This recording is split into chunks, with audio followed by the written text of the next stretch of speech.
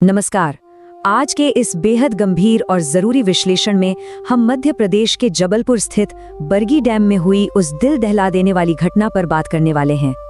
ये कोई आम कहानी नहीं है, बल्कि ये बहुत साफ तौर पर दिखाती है कि जब प्रशासन की तरफ से लापरवाही होती है तो उसकी कितनी भारी कीमत इंसानी जानों को चुकानी पड़ती है।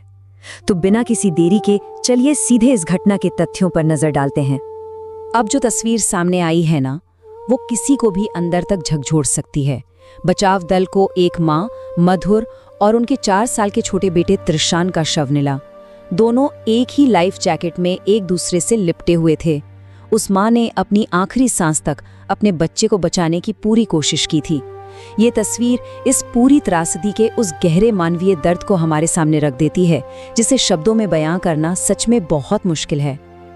आखिर उस दिन बरगी डैम में हुआ क्या था?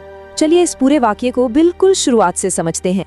जरा सोचिए, एक परिवार बड़े उत्साह के साथ छुट्टियां मनाने निकला हो, एक शांत नदी के किनारे कुछ अच्छे पल बिताने, और फिर पल भर में वो सफर एक भयानक आपदा में बदल जाए। ये जो नंबर 9 है ना, ये कोई मामूली आंकड़ा नहीं है।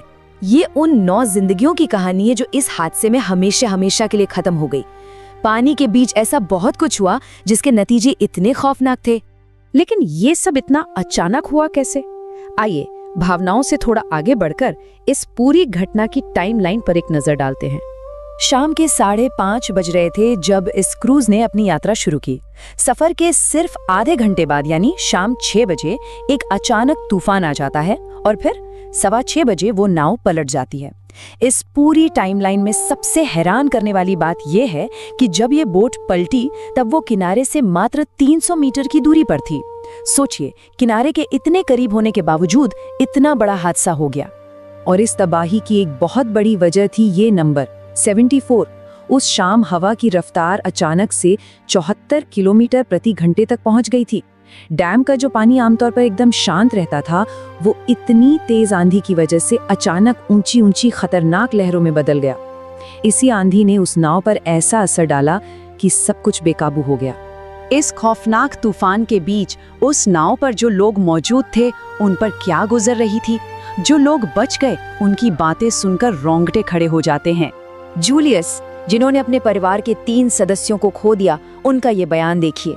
वो बताते हैं कि सुरक्षा जैकेट एक अलमारी में बंद थे। उनके दामाद को वो ताला तोड़ना पड़ा और क्रू ने उनकी कोई मदद नहीं की।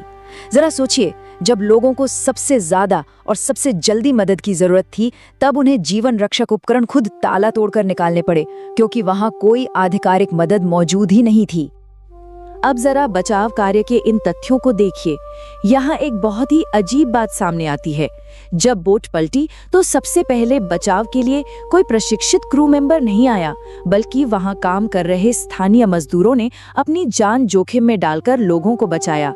इसके बाद जाकर एसडीआरएफ, एनडीआरएफ और भारतीय सेना की टीमें आईं और तमाम मुश्किलों के बाद 24 लोगों को सुरक्षित बाहर निकाला जा सका। अब सवाल ये उठता है कि क्या ये इतना बड़ा हादसा सिर्फ एक प्राकृतिक आपदा थी, या इसमें सिस्टम की भी कोई बहुत बड़ी चूक थी? चलिए इसे थोड़ा बारीकी से देखते हैं। अगर हम इन आंकड़ों को देखें तो सच्चाई एकदम साफ नजर आने लगती है। आधिकारिक तौर पर उस क्रूज की क्षमता सिर्फ 30 यात्रियों की थी और कागजों पर यह दिखाने के लिए कि सब ठीक है, उन 30 टिकट ही बेचे गए थे। लेकिन हकीकत में क्या था? उस नाव पर 43 से 47 लोग सवार थे। ये साफ साफ दिखाता है कि नाव पर क्षमता से कहीं ज्यादा लोगों को भर दिया गया था, जिसने पहले ही नाव के संतुलन को खतरे में डाल दिया था। और बात सिर्फ भीड़ बढ़ाने तक सीमित नहीं थी। मौसम विभाग ने पहले से ही उस इलाके के लिए येलो अलर्ट जारी किया हुआ था। उन्होंने स्पष्ट बताया था कि 40 से 50 किलोमीटर प्रति घंटे की रफ्तार से हवाएं चलेंगी और तूफानी बारिश हो सकती है। लेकिन पर्यटन विभाग का एक्शन क्या था? उन्होंने इस गंभीर चेतावनी को पूरी तरह से नजरअंदाज कर दिया और नाव को पानी में ले जाने की इजाजत दे दी। और ये गलतियां सिर्फ 1 या 2 नहीं थीं, ये पूरी एक चेन थी। लाइफ जैकेट का अलमारी में ताले में बंद होना, बारिश शुरू होने पर यात्रियों को क्रूज के निचले और बंद केबिन में भेज देना, जहां से फौरन बाहर निकलना लगभग नामुमकिन था। इतने सारे लोगों पर सिर्फ 2 क्रू मेंबर का होना। और तो और जब मौसम खराब हो रहा था, तब स्थानीय लोगों ने नाव चलाने वाले को किनारे आने की चेतावनी भी दी थी, पर उसने उसे भी अनसुना कर दिया। ये सारी ऐसी गलतियां थी जिन्हें आसानी से टाला जा सकता था। इतनी सारी साफ साफ खामियों को देखने के बाद जाहिर सी बात है कि अब जवाबदेही तो मांगी ही जाएगी। यही वजह है कि जिन लोगों ने इस हादसे में अपनों को खोया है और जो लोग चश्मदीद हैं, उनका सीधा आरोप है कि ये महज कोई दुर्घटना नहीं थी, बल्कि ये भारी प्रशासनिक लापरवाही के कारण हुआ एक हत्याकांड था। हम यहाँ किसी एक पक्ष की बात नहीं कर रहे हैं, लेकिन सिस्टम की इतनी बड़ी विफलता के बाद पीड़ितों का ये गुस्सा और दर्द बिल्कुल स्वाभाविक है। इस भारी आक्रोश के बीच मध्य प्रदेश सरकार ने कुछ आधिकारिक कदम उठाए हैं। इस पूरी घटना की आधिकारिक जांच के आदेश दे दिए गए हैं ताकि ये पता लगाया जा सके कि आखिर इसके लिए असल में जिम्मेदार कौन है।